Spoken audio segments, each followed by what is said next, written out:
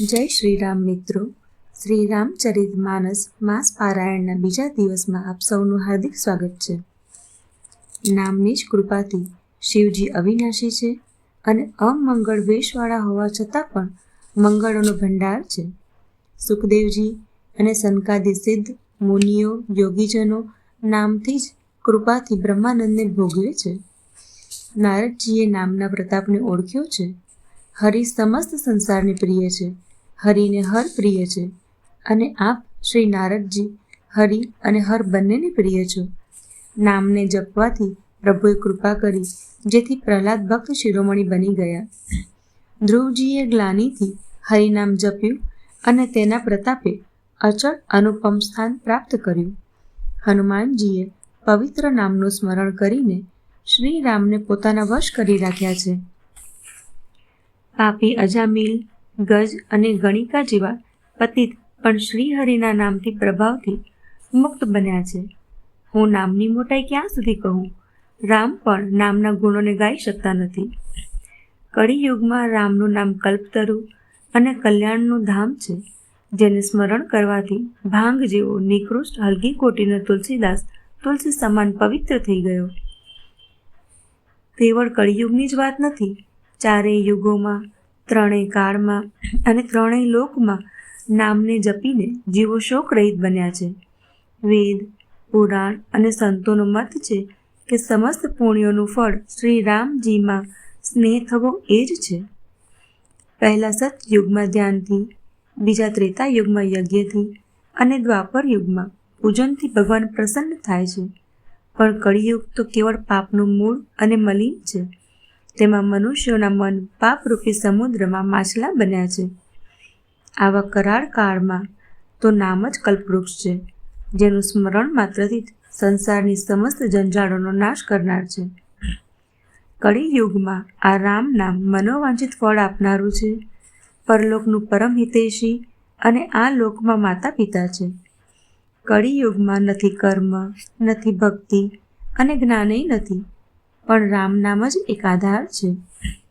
કપટની ખાણ કળિયુગ રૂપી કાલનમીને મારવા માટે રામ નામ જ બુદ્ધિમાન અને સમર્થ શ્રી હનુમાનજી છે. રામ નામ શ્રી નરસિંહ ભગવાન છે. કળિયુગ હિરણ્યકશિપુ છે અને જપ કરનાર લોકો પ્રહલાદ જેવા છે. આ રામ નામ દેવતાઓના શત્રુ કળિયુગ રૂપી દૈત્યને મારી જપ કરનારાઓની રક્ષા કરશે. સારા ભાવથી, ખરાબ ભાવથી, ક્રોધથી કે આળસથી કોઈ પણ રીતે નામ જપવાથી દશે દિશાઓમાં મંગળ થાય છે. તે પરમ કલ્યાણકારી રામ નામનું સ્મરણ કરીને અને શ્રી રઘુનાથજીને શીશ નમાવીને હું રામજીના ગુણોનું વર્ણન કરું છું. તે શ્રી રામજી મારું બગડેલું બધી રીતે સુધારી લેશે. જેમની કૃપાથી સાક્ષાત કૃપા પણ નથી ધરાતી, તે વધુ કૃપા ઈચ્છે છે. રામ જેવા શ્રેષ્ઠ સ્વામી અને મારા જેવો નાચિત સેવક, તેમ છતાં પણ તે દયાનિધિએ પોતાની બાજુ જોઈને મારું પોષણ કર્યું છે. લોક અને વેદમાં પણ શ્રેષ્ઠ સ્વામીની આ રીતિ પ્રસિદ્ધ છે કે તેઓ વિનયને સાંભળતા જ પ્રેમને ઓળખી લે છે. અમીર ગરીબ, ગામડિયો શહેરી, પંડિત મૂર્ખ, બદનામ યશસ્વી, સુકવિ કુકવિ, સર્વે નરનારી પોતપોતાની બુદ્ધિ અનુસાર રાજાના વખાણ કરે છે.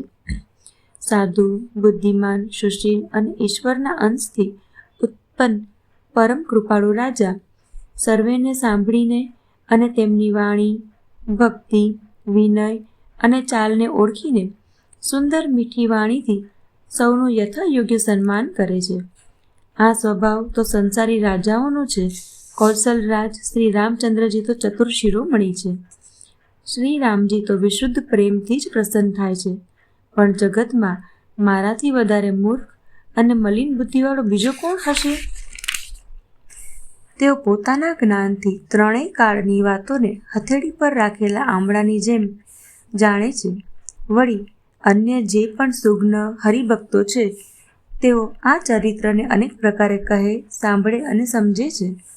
વળી તે જ કથા મેં વારાહ ક્ષેત્રમાં પોતાના ગુરુજી પાસેથી સાંભળી, પરંતુ તે સમયે હું બાલ્યાવસ્થાના કારણે ઘણો અણસમજુ હતો, તેથી તેને હું બરાબર શ્રેષ્ઠ રીતે સમજ્યો ન હતો. શ્રી રામજીની ગૂઢ કથાના વક્તા અને શ્રોતા બંને જ્ઞાનના ભંડાર હોય છે.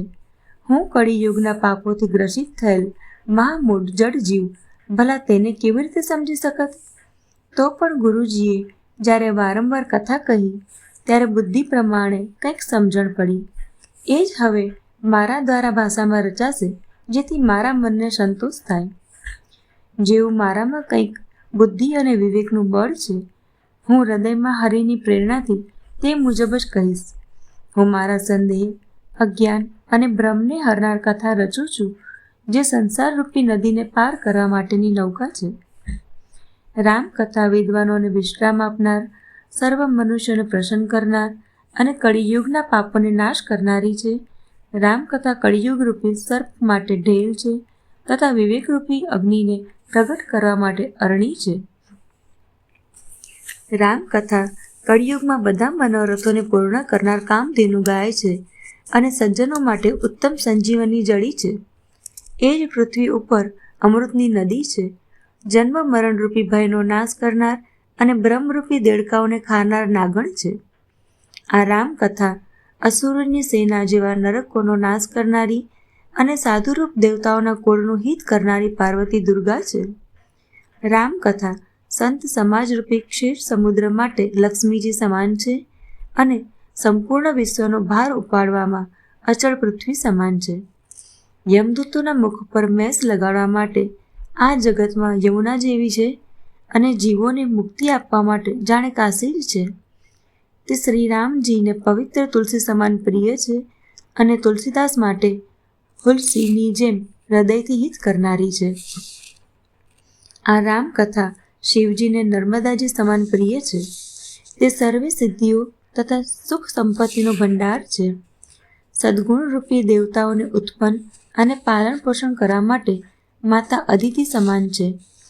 રઘુનાથજીની ભક્તિ અને પ્રેમની પરમ સીમા જેવી છે. તુલસીદાસજી કહે છે કે રામકથા મંદાકિની નદી છે, સુંદર ચિત્રકૂટ છે અને શ્રેષ્ઠ સ્નેહજ વન છે, જેમાં શ્રી સીતારામજી વિહાર કરે છે. શ્રી રામચંદ્રજીનું ચરિત્ર સુંદર ચિંતામણી છે અને સંતોની સુબુદ્ધિરૂપ સ્ત્રીનો ઉત્તમ શણગાર છે.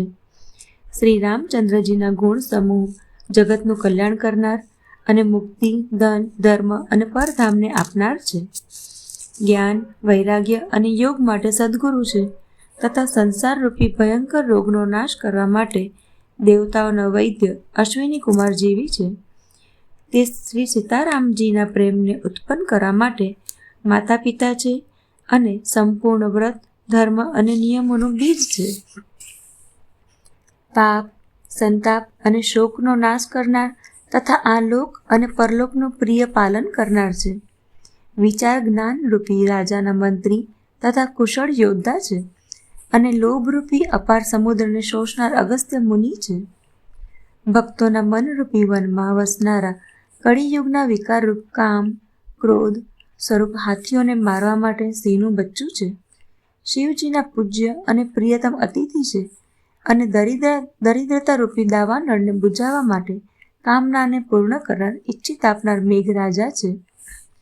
વિષયરૂપી સર્પનું ઝેર ઉતારવા માટે મંત્ર અને મહામણી છે. તે લલાટ પર લખાયેલા કઠિનતાથી ભૂંસનાર ખરાબ લેખો મંદ પ્રારબ્ધને મટાડનાર છે.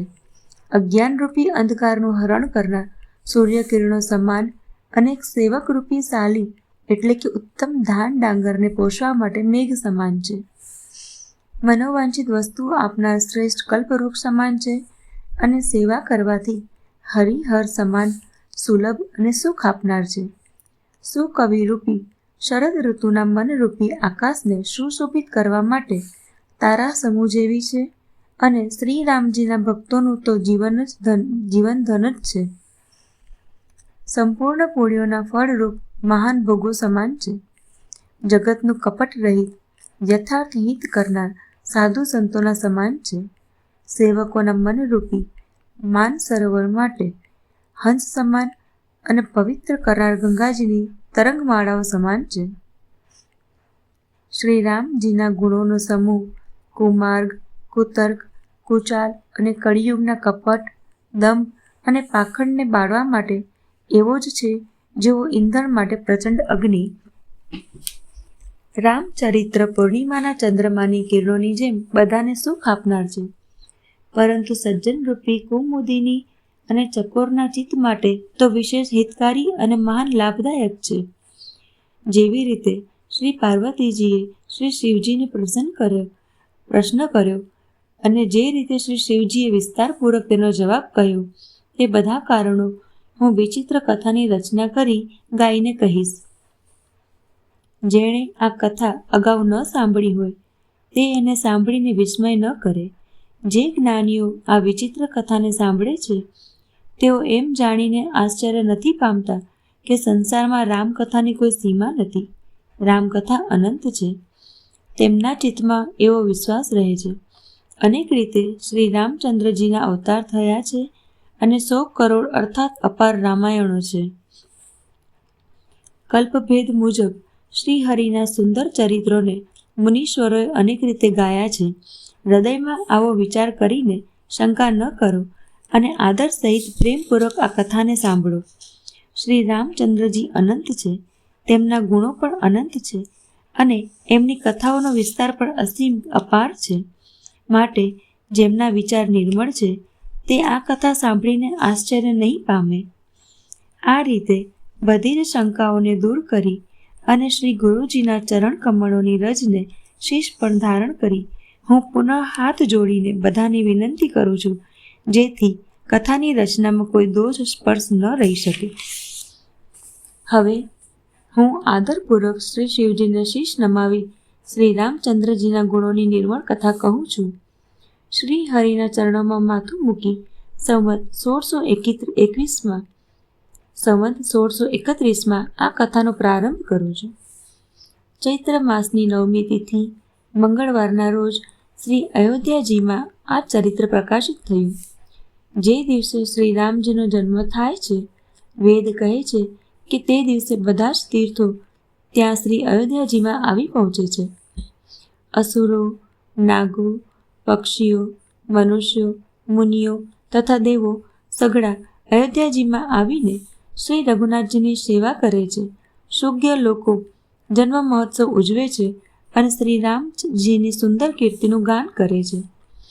સજ્જનોના ઘણા સમૂહો તે દિવસે શ્રી સરયુજીના પવિત્ર જળમાં સ્નાન કરે છે અને હૃદયમાં સુંદર શ્યામ શરીર શ્રી રઘુનાથજીનું ધ્યાન ધરીને તેમના નામનો જપ કરે છે. વેદ પુરાણ કહે છે કે શ્રી સરયુજીનું દર્શન, સ્પર્શ, સ્નાન અને જળપાન પાપોને હરે છે. આ નદી ઘણી જ પવિત્ર છે.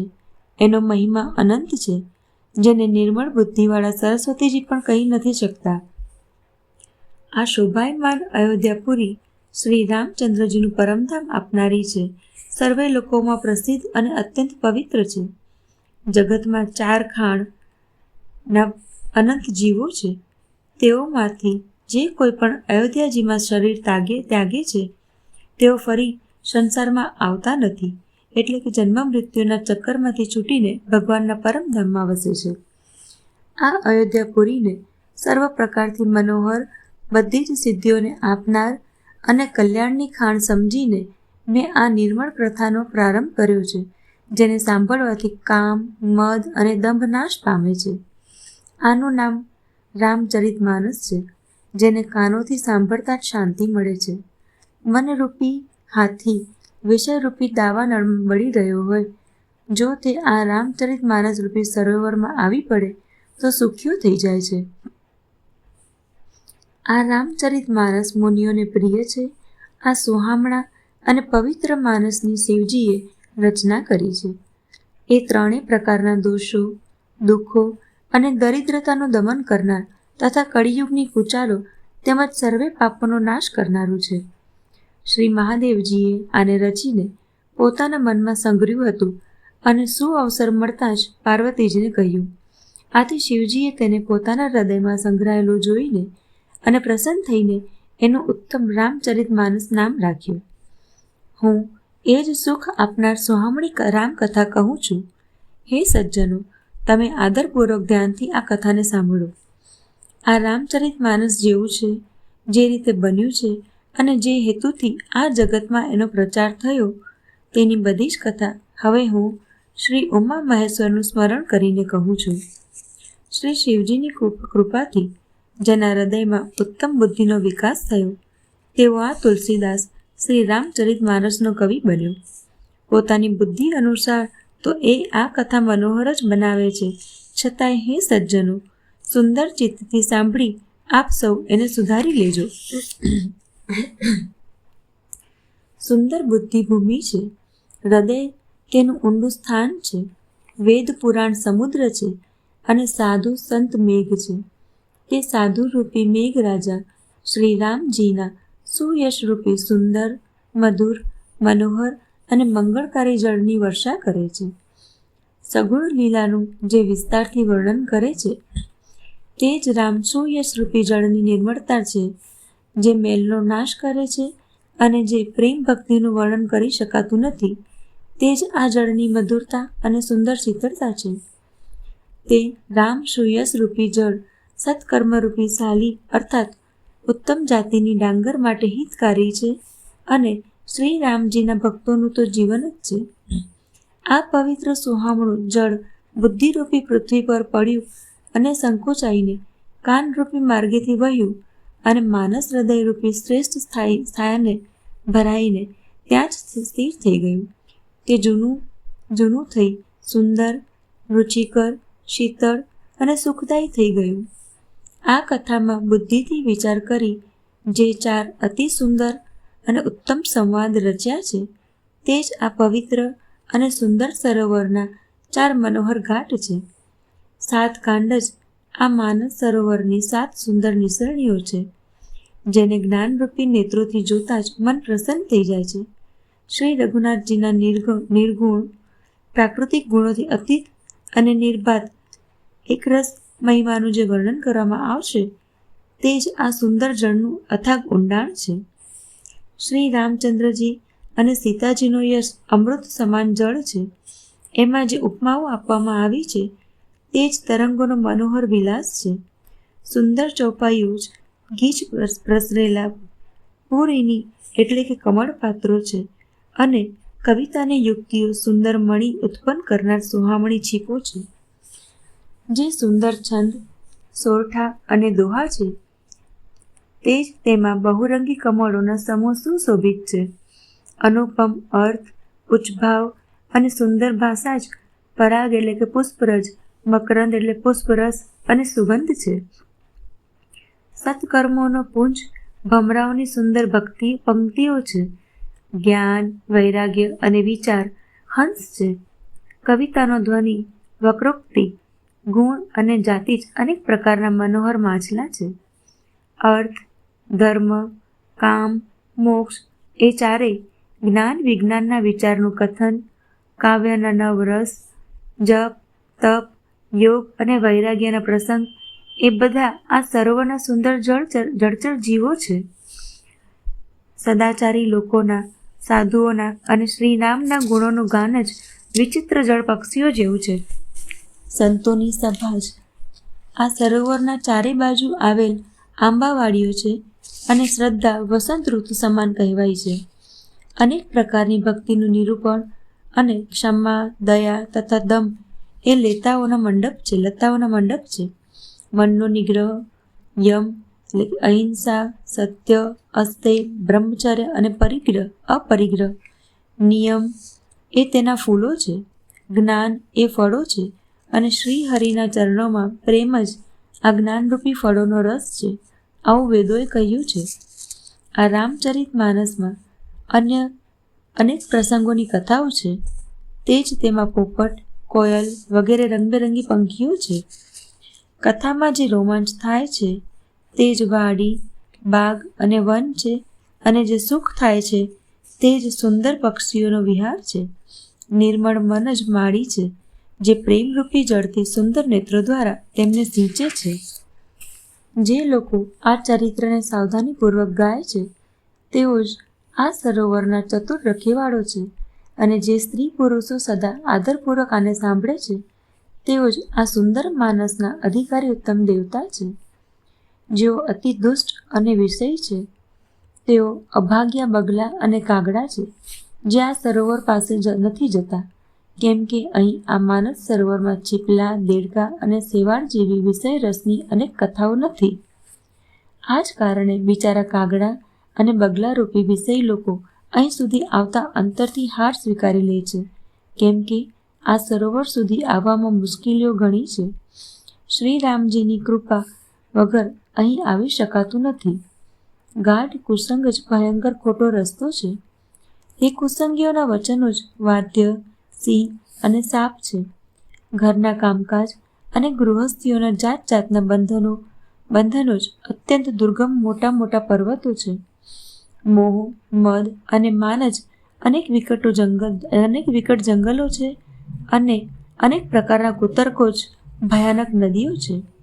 જેમની પાસે શ્રદ્ધારૂપી વાટખર્ચી નથી અને સંતોનો સાથ નથી, અને જેમને શ્રી રઘુનાથજી પ્રિય નથી, તેમના માટે આ માનસ અત્યંત અગમ્ય છે. કોઈ મનુષ્ય કદાચ કષ્ટ વેઠીને ત્યાં સુધી પહોંચી પણ જાય તો ત્યાં જતાં જ તેને નિંદ્રારૂપી ટાઢિયો તાવ આવે છે. હૃદયમાં મૂર્ખતારૂપી ઘણી જ જોરદાર ટાઢ લાગવા માંડે છે, જેથી ત્યાં પહોંચવા છતાં તે અભાગ્યો સ્નાન કરી શકતો નથી. તેથી તે સરોવરમાં સ્નાન અને તેનું જળપાન તેનાથી તો કરી શકાતું નથી. તે અભિમાન સહિત પાછો ફરે છે. વળી કદાચ કોઈ તેને ત્યાંના વાતાવરણ અંગે પૂછપરછ કરવા આવે છે તો તે પોતાના અભાગીપણાની વાત ન કરતા સરોવરની નિંદા કરી તેને સમજાવે છે. આ બધા વિઘ્નો તેને નથી નડતા, બાધાકારક નથી, જેને શ્રી રામચંદ્રજી સુંદર કૃપા દ્રષ્ટિ રાખી નિહાળે છે. તે જ માનપૂર્વક આ સરોવરમાં સ્નાન કરે છે અને મહાભયાનક ત્રિતાપોથી બળતો નથી. જેના ચિત્તમાં શ્રી રામચંદ્રજીના ચરણોમાં ઉત્તમ પ્રેમ છે, તે આ સરોવરને કદી ત્યજતા નથી. હે ભાઈ, જે આ સરોવરમાં સ્નાન કરવા ઈચ્છે તેઓ હૃદયપૂર્વક સત્સંગ કરે. આવા માનસ સરોવરને હૃદયના નેત્રોથી જોઈને તેમજ તેમાં ડૂબકી મારીને કવિની બુદ્ધિ નિર્મળ થઈ ગઈ. હૃદયમાં આનંદ અને ઉત્સાહ ભરાઈ ગયો અને પ્રેમ અને આનંદનો પ્રવાહ ઉભરાઈ આવ્યો. ત્યાંથી આ સુંદર કવિતારૂપી નદી વહેવા માંડી, જેમાં શ્રી રામચંદ્રજીનું નિર્મળ યશરૂપી જળ ભરેલું છે. કવિતારૂપીની નદીનું નામ સરયુ છે, જે સંપૂર્ણ સુંદર મંગળોનું મૂળ છે. લોકમત અને વેદમત તેના બે શ્રેષ્ઠ તટો છે. આ સુંદર માનસ સરોવરની કન્યા સરયુ નદી ઘણી પવિત્ર છે અને કળિયુગના પાપરૂપી તણખલાઓ અને વૃક્ષોને મૂળમાંથી ઉખાડી ફેંકનાર છે. શ્રોતાઓનો ત્રણેય પ્રકારનો સમાજ જ આ નદીના બંને તટો પર વસેલા પુરો, ગામો અને નગરો છે, અને સંતોની સભા જ સર્વ સુંદર કલ્યાણોનું મૂળ અનુપમ અયોધ્યાજી છે. સુંદર કીર્તિરૂપી સોહામણી સરયુજી રામ ભક્તિરૂપી ગંગાજીમાં જઈ મળી. નાના ભાઈ લક્ષ્મણ સહિત શ્રી રામજીના યુદ્ધનો પવિત્ર યશરૂપી સોહામણો મહાનદ શોણ તેમાં આવીને સમાયો. સરયુ અને સોનભદ્ર નદીની વચ્ચે ગંગાજી એવા શોભી રહ્યા છે, જાણે જ્ઞાન અને વૈરાગ્યની વચ્ચે ભક્તિ. આમ ત્રણેય તાપોને ડરાવનારી આ ત્રિમુખી નદી રામ સ્વરૂપી સમુદ્ર તરફ ધસી રહી છે. આનું કીર્તિરૂપી સરયુનું મૂળ માનસ શ્રી રામચરિત છે, અને એ રામ ભક્તિરૂપી ગંગાજીમાં મળી છે. તેથી એ સાંભળનાર સજ્જનોના મનને પવિત્ર કરી દેશે. આની વચ્ચે વચ્ચે જે જુદા જુદા પ્રકારની વિચિત્ર કથાઓ છે તે જ માની લો કે નદી તટના આસપાસના વનો અને બાગો છે. શ્રી પાર્વતીજી અને શિવજીના વિવાહના જાનૈયા આ નદીમાં અનેક પ્રકારના અસંખ્ય જળચર જીવો છે. શ્રી રઘુનાથજીના જન્મમાં આનંદ વધામણા જ આ નદીની ભમરીઓ અને તરંગોની મનોહરતા છે. ચારેય ભાઈઓના જે બાળ ચરિત્રો છે તે જ એમાં ખીલેલા રંગબેરંગી ઘણા જ કમળો છે. મહારાજ શ્રી દશરથજી તથા તેમની રાણીઓના સત્કર્મ પુણ્યો જ ભમરા અને કુટુંબીઓના સત્કર્મો જળપંખીઓ છે. શ્રી સીતાજીના સ્વયંવરની જે શ્રેષ્ઠ કથા છે તે જ આ નદીમાં સોહામણી શોભારૂપે છવાયેલી છે. અનેક સુંદર વિચારવા લાયક કૂટ પ્રશ્નો આ નદીની નાવો છે, અને તેના વિવેકયુક્ત ઉત્તરો જ ચતુર કેવટો છે. આ કથાને સાંભળ્યા બાદ અરસપરસ જે ચર્ચા થાય છે તે જ આ નદીના આધારે ટેકાએ ચાલનારો યાત્રિકોનો જ સમાજ શોભીને પામી રહ્યો છે. પરશુરામજીનો ક્રોધ આ નદીની ભયાનક ધારા છે અને શ્રી રામચંદ્રના શ્રેષ્ઠ વચનો જ સુંદર બંધાયેલા ઘાટો છે. ભાઈઓ સહિત શ્રી રામચંદ્રજીના વિવાહનો ઉત્સવ જ આ કથા નદીનું કલ્યાણકારી પૂર છે જે સર્વને સુખ આપનારું છે. આ કથાને કહેવા સાંભળવાથી જેઓ હર્ષિત અને પુલકિત બને છે તેઓ જ પુણ્યાત્માઓ સ્ત્રી પુરુષો છે જે પ્રસન્ન ચિત્તે આ નદીમાં નહાય છે. શ્રી રામચંદ્રજીના રાજ તિલક માટે જે મંગળ સુશોભન સજાવવામાં આવ્યું હતું તે એમ માનો કે પર્વ સમયે આ નદી પર યાત્રિકોના સમૂહ એકઠા થયા છે. કૈકેયીની કુબુદ્ધિ જ આ નદીની શેવાળ છે જેના ફળ સ્વરૂપે ઘણી ભારે વિપત્તિઓ આવી ચડી. સંપૂર્ણ અગણિત ઉત્પાતોને શાંત કરનાર ભરતજીનું ચારિત્ર્ય નદી કિનારે કરવામાં આવનાર જપ યજ્ઞ છે. કળિયુગના પાપો અને દુષ્ટોના અવગુણોનું જે વર્ણન છે તે જ આ નદીના જળનો કાદવ અને બગલા કાગડા છે. આ કીર્તિ રૂપિણી નદી 6 ઋતુઓમાં સુંદર છે. દરેક કાળે એ પરમ સોહામણી અને અત્યંત પવિત્ર છે. તેમાં શિવ પાર્વતીનો વિવાહ હેમંત ઋતુ છે. શ્રી રામચંદ્રજીના જન્મનો ઉત્સવ સુખદાયી શિશિર ઋતુ છે. શ્રી રામચંદ્રજીના વિવાહ સમાજનું વર્ણન જ આનંદ મંગળમય ઋતુરાજ વસંત છે. શ્રી રામજીનું વનગમન દુઃસહ્ય ગ્રીષ્મ ઋતુ છે અને માર્ગની કથા જ આકરો તાપ અને લૂ છે. રાક્ષસોની સાથેનું ઘોર યુદ્ધ જ વર્ષા ઋતુ છે જે દેવકુળ રૂપી ડાંગર સાલી માટે સુંદર કલ્યાણ કરનાર છે. શ્રી રામચંદ્રજીના રાજ્યકાળનું જે સુખ, વિનમ્રતા અને મોટાઈ છે તે જ નિર્મળ સુખ આપનાર સોહામણી શરદ ઋતુ છે. સતી શિરોમણી શ્રી સીતાજીના ગુણોની જ કથા છે. તે જ આ જ જળના નિર્મળ અને અનુપમ ગુણ છે. શ્રી ભરતજીનો સ્વભાવ આ નદીની સુંદર શીતળતા છે જે સદાય એકધારી રહે છે અને જેનું વર્ણન કરી શકાતું નથી. ચારેય ભાઈઓનું પરસ્પર જોવું, બોલવું, મળવું, એકબીજા પ્રત્યે પ્રેમ રાખવો, હસવું અને શ્રેષ્ઠ ભાતૃભાવ આ જળની મધુરતા અને સુગંધ છે. મારો આર્તભાવ, વિનય અને દીનતા આ સુંદર અને નિર્મળ જળમાં ઓછું ઉતરતું નથી. આ જળ ઘણું જ અદ્ભુત છે જે સાંભળવાથી જ ગુણ કરે છે અને આશારૂપી તૃષા અને મનના મેલને દૂર કરનારું છે. આ જળ શ્રી રામચંદ્રજીના સુંદર પ્રેમને પુષ્ટ કરે છે. કળિયુગના સમસ્ત પાપો અને તેનાથી ઉત્પન્ન થનાર ગ્લાનિને હરી લે છે.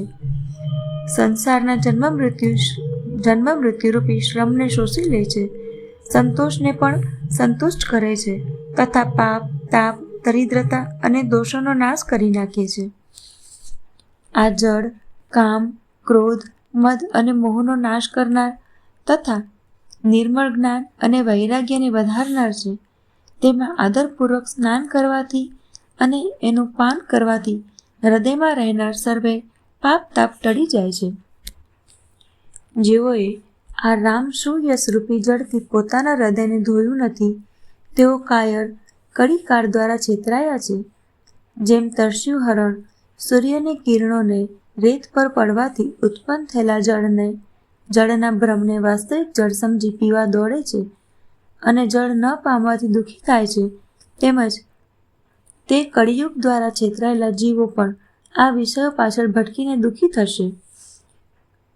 પોતાની બુદ્ધિ અનુસાર આ સુંદર જળના ગુણોનો વિચાર કરી તેમાં પોતાના મનને સ્નાન કરાવી તથા શ્રી ભવાની શંકરનું સ્મરણ કરીને કવિ તુલસીદાસ સુંદર કથા કહે છે. હું હવે શ્રી રઘુનાથજીના ચરણ કમળોને હૃદયમાં ધારણ કરી અને તેમની કૃપા પામીને બંને શ્રેષ્ઠ મુનિઓના મેળાપના સુંદર સંવાદનું વર્ણન કરું છું. ભરદ્વાજ મુનિ પ્રયાગમાં વસે છે, જેમને શ્રીરામજીના ચરણોમાં અત્યંત પ્રેમ છે. તેઓ તપસ્વી, નિગૃહિતચિત્ત, જીતેન્દ્રિય, દયાનિધાન અને પરમાર્થના માર્ગમાં ઘણા જ દક્ષ છે.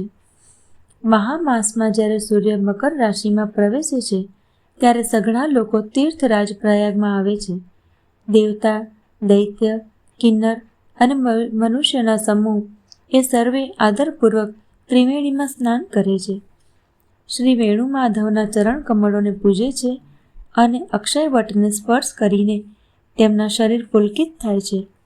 ભરદ્વાજજીનો આશ્રમ ઘણો જ પવિત્ર, પરમ રમણીય અને શ્રેષ્ઠ મુનિઓના મનને ગમે તેવો છે. તીર્થરાજ પ્રયાગમાં જેઓ સ્નાન કરવા જાય છે તે ઋષિ મુનિઓનો સમાજ ત્યાં ભરદ્વાજના આશ્રમમાં ભેગું થાય છે. પ્રાતઃકાળે સર્વે ઉત્સાહપૂર્વક સ્નાન કરે છે અને પછી પરસ્પર ભગવાનના ગુણોની કથાઓ કહે છે. બ્રહ્મનું નિરૂપણ, ધર્મનું વિધાન અને તત્વોના વિભાગનું વર્ણન કરે છે તથા જ્ઞાન વૈરાગ્યથી યુક્ત ભગવાનની ભક્તિનું કથન કર્યા કરે છે. આ રીતે આખોય મા મહિનો સ્નાન કરે છે અને પછી બધા પોતપોતાના આશ્રમોમાં ચાલ્યા જાય છે. દર વર્ષે ત્યાં આ જ રીતે મોટો આનંદ થાય છે. મકરમાં સ્નાન કરીને મુનિજનો પાછા જાય છે. એક વખત આખોય મકર સ્નાન કરીને સર્વે મુનીશ્વરો પોતપોતાના આશ્રમે પાછા ફર્યા. ભરદ્વાજજીએ પરમ જ્ઞાની યાજ્ઞવલ્ક્ય મુનિના ચરણ પકડીને તેમને રોકી લીધા. આદરપૂર્વક તેમના ચરણ કમળ ધોયા તથા અત્યંત પવિત્ર આસન ઉપર તેમને બેસાડ્યા. પૂજા કરીને મુનિ યાજ્ઞવલ્ક્યજીના સુયશનું વર્ણન કર્યું અને પછી અત્યંત પવિત્ર અને કોમળ વાણીથી કહ્યું, હે નાથ, મારા મનમાં એક મોટો સંશય છે. વેદોના તત્વો સર્વે આપની મુઠ્ઠીમાં છે, અર્થાત આપ જ વેદોના તત્વોને જાણનારા હોવાથી મારા સંશયનું નિવારણ કરી શકો છો. પરંતુ તે સંશય કહેતા મને ભય અને લાજ આવે છે. ભય એટલા માટે કે ક્યાંક આપ એમ ન સમજો કે મારી પરીક્ષા લઈ રહ્યો છે. લાજ એટલા માટે કે આટલું આયખું વીતી ગયું, અત્યાર સુધી જ્ઞાન ન થયું અને જો નથી કહેતો તો મોટું નુકસાન થાય છે, કારણ કે અજ્ઞાની બની રહું છું. હે પ્રભુ, સંત લોકો આવી નીતિ કહે છે અને વેદ, પુરાણ તથા મુનિજનો પણ એમ જ કહે છે કે ગુરુ સમીપે છુપાવી રાખવાથી હૃદયમાં નિર્મળ જ્ઞાન થતું નથી. આમ વિચારીને હું પોતાનું અજ્ઞાન પ્રગટ કરું છું. હે નાથ, સેવક પર કૃપા કરીને આ અજ્ઞાનનો નાશ કરો. સંતો, પુરાણો અને ઉપનિષદોએ રામ નામના અસીમ પ્રભાવનું ગાન કર્યું છે. કલ્યાણ સ્વરૂપ જ્ઞાન અને ગુણોના ભંડાર અવિનાશી ભગવાન શંભુ નિરંતર રામ નામનો જપ કરતા રહે છે. સંસારમાં 4 જાતિના જીવો છે. કાશીમાં મરનાર સર્વે પરમ પદને પ્રાપ્ત કરે છે. હે મુનિરાજ, તે પણ રામ નામનો જ મહિમા છે, કેમ કે શિવજી મહારાજ દયા કરીને કાશીમાં મરનાર જીવને રામ નામનો જ ઉપદેશ કરે છે. આથી તેમને પરમ પદ મળે છે. હે પ્રભુ, હું આપને પૂછું છું કે તે રામ કોણ છે? હે કૃપા નિદાન, મને સમજાવીને કહો. એક રામ તો અવધ નરેશ દશરથજીના કુમાર છે. તેમનું ચરિત્ર આખો સંસાર જાણે છે. તેઓએ સ્ત્રીના વિરહમાં અપાર દુઃખ વેઠ્યું અને ક્રોધ આવતા યુદ્ધમાં રાવણને મારી નાખ્યો. હે પ્રભુ, તે જ રામ છે અથવા અન્ય કોઈ છે જેને શિવજી જપે છે? આપ સત્યના ધામ છો અને સઘળું જ જાણો છો. વિવેક સહ વિચારીને કહો. હે નાથ, જે રીતે મારો આ મોટો ભ્રમ ટળી જાય તેમ આપ તે જ કથા વિસ્તારપૂર્વક કહો. આવું સાંભળી યાજ્ઞવલ્ક્યજી મલકાઈને બોલ્યા, શ્રી રઘુનાથજીની પ્રભુતાને તમે જાણો છો. તમે મન, વચન અને કર્મથી શ્રી રામજીના ભક્ત છો. તમારી ચતુરાઈને હું ઓળખી ગયો. તમે શ્રી રામજીના રહસ્યમય ગુણોને સાંભળવા માંગો છો. આથી જ તમે આવો પ્રશ્ન કર્યો છે, જાણે ઘણા જ મૂઢ હોવ. હે તાત, તમે આદરપૂર્વક મન લગાવીને સાંભળો. હું શ્રી રામજીની સુંદર કથા કહું છું. મોટું ભારે અજ્ઞાન એ વિશાળ મહિષાસુર છે અને શ્રી રામજીની કથા તેને નષ્ટ કરનાર ભયંકર કાળકાજી છે. શ્રી રામજીની કથા ચંદ્રમાના કિરણો સમાન છે, જેને સંતરૂપી ચકોર સદા પાન કરે છે. આવો જ સંશય પાર્વતીજીએ કર્યો હતો, ત્યારે મહાદેવજીએ વિસ્તારથી તેનો ઉત્તર આપ્યો હતો. હવે હું પોતાની મતિ અનુસાર તે જ ઉમા અને શિવજીનો સંવાદ કહું છું. તે જે સમય અને જે ઉદ્દેશ્યથી થયો તેને હે મુનિ તમે સાંભળો, તમારો વિષાદ ટળી જશે. એક વખત ત્રેતા યુગમાં શિવજી અને અગસ્ત્ય ઋષિ પાસે ગયા. તેમની સાથે જગતજનની ભવાની સતીજી પણ હતા. ઋષિએ સંપૂર્ણ જગતના ઈશ્વર જાણીને તેમનું પૂજન કર્યું. મુનિવર અગસ્ત્યજીએ રામકથા વિસ્તારથી કહી, જેને મહેશ્વરે પરમ સુખ માનીને સાંભળી. પછી ઋષિએ શિવજીને શ્રેષ્ઠ હરિભક્તિ પૂછી અને શિવજીએ તેમને અધિકારી જાણીને રહસ્ય સહિત ભક્તિનું નિરૂપણ કર્યું. શ્રી રઘુનાથજીના ગુણોની કથાઓ કહેતા સાંભળતા શિવજી કેટલાક દિવસો સુધી ત્યાં રહ્યા. પછી મુનિ પાસેથી વિદાય માંગીને શિવજી દક્ષ કુમારી સતીજી સાથે કૈલાસે ચાલ્યા. એ જ સમયે પૃથ્વીનો ભાર ઉતારવા માટે શ્રી હરિએ રઘુવંશમાં અવતાર ધારણ કર્યો હતો. તે અવિનાશી ભગવાન તે સમયે પિતાના વચનથી રાજ્યનો ત્યાગ કરીને તપસ્વી અથવા સાધુ વેશમાં દંડકવનમાં વિચરી રહ્યા હતા. શિવજી હૃદયમાં વિચરતા જતા હતા કે ભગવાનના દર્શન મને કેવી રીતે થાય. પ્રભુએ ગુપ્ત રૂપે અવતાર લીધો છે, મારા જવાથી સર્વ લોકો જાણી જશે. શ્રી શંકરજીના હૃદયમાં આ વાતને કારણે ઘણી વ્યાકુળતા ઉત્પન્ન થઈ ગઈ, પરંતુ સતીજી આ ભેદને જાણતા ન હતા. તુલસીદાસજી કહે છે કે શિવજીના અંતરમાં ભેદ ખોલવાનો ડર હતો, પણ દર્શનના લોભે તેમના નેત્રો લલચાતા હતા. રાવણે બ્રહ્માજી પાસે પોતાનું મૃત્યુ મનુષ્યના હસ્તે માંગ્યું હતું. બ્રહ્માજીના વચનોને પ્રભુ સત્ય કરવા ઈચ્છે છે. હું જો તેમની પાસે નહીં જઉં તો મોટો પસ્તાવો રહી જશે. આ રીતે શિવજી વિચાર કરતા હતા, પરંતુ કોઈ પણ યુક્તિ યોગ્ય રીતે બંધ બેસતી ન હતી. આમ મહાદેવજી ચિંતાના વશ થયા. તે જ સમયે નીચ રાવણ મારીચ પાસે ગયો અને તેને સાથે લીધો. તે મારીચ તુરંત કપટ મૃગ બની ગયો. મૂર્ખ રાવણે કપટ કરીને સીતાજીને હરી લીધા. તેને શ્રી રામચંદ્રજીના વાસ્તવિક પ્રભાવની કંઈ જ ખબર નહોતી. મૃગને મારીને ભાઈ લક્ષ્મણ સહિત શ્રી હરિ આશ્રમમાં આવ્યા અને તેને ખાલી જોઈને, અર્થાત ત્યાં સીતાજીને ન જોઈને તેમના નેત્રોમાં આંસુ ઉભરાઈ આવ્યા. શ્રી રઘુનાથજી મનુષ્યોની જેમ વિરહની વ્યાકુળ છે અને બંને ભાઈ વનમાં સીતાજીને શોધતા શોધતા ફરી રહ્યા છે.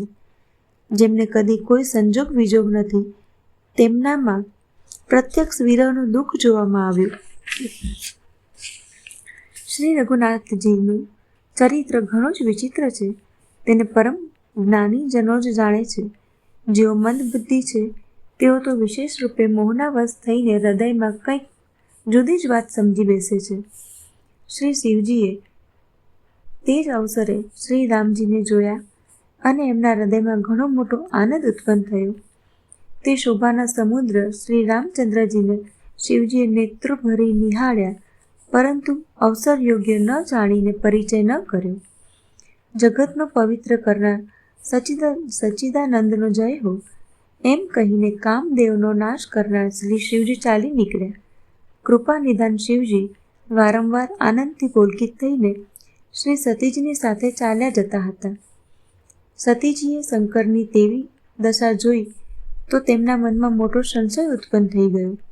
તેઓ મનોમન કહેવા લાગ્યા કે શંકરજીનું આખું જગત વંદના કરે છે. તે જગતના ઈશ્વર છે. દેવતા, મનુષ્ય, મુનિ સર્વે તેમને શીશ નમાવે છે.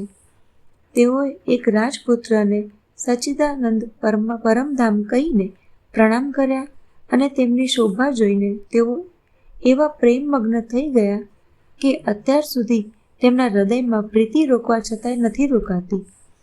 જે બ્રહ્મ સર્વવ્યાપક, માયા રહિત, અજન્મા, અગોચર, ઈચ્છા રહિત અને ભેદ રહિત છે, અને જેને વેદ પણ નથી ઓળખતા, શું તે દેહ ધારણ કરીને મનુષ્ય બની શકે છે? દેવતાઓના હિત માટે મનુષ્ય શરીર ધારણ કરનાર જે વિષ્ણુ ભગવાન છે તે પણ શિવજીની જેમ જ સર્વજ્ઞ છે. તેઓ જ્ઞાનના ભંડાર, લક્ષ્મીપતિ અને અસુરોના શત્રુ ભગવાન વિષ્ણુ શું અજ્ઞાનીની જેમ સ્ત્રીને શોધશે? વળી શિવજીના વચન પણ ખોટા નથી થઈ શકતા. સર્વ કોઈ જાણે છે કે શિવજી સર્વજ્ઞ છે. સતીના મનમાં આ રીતે અપાર સંશય ઊભો થયો. કોઈ પણ રીતે તેમના હૃદયમાં જ્ઞાનનો પ્રાદુર્ભાવ નહોતો થતો.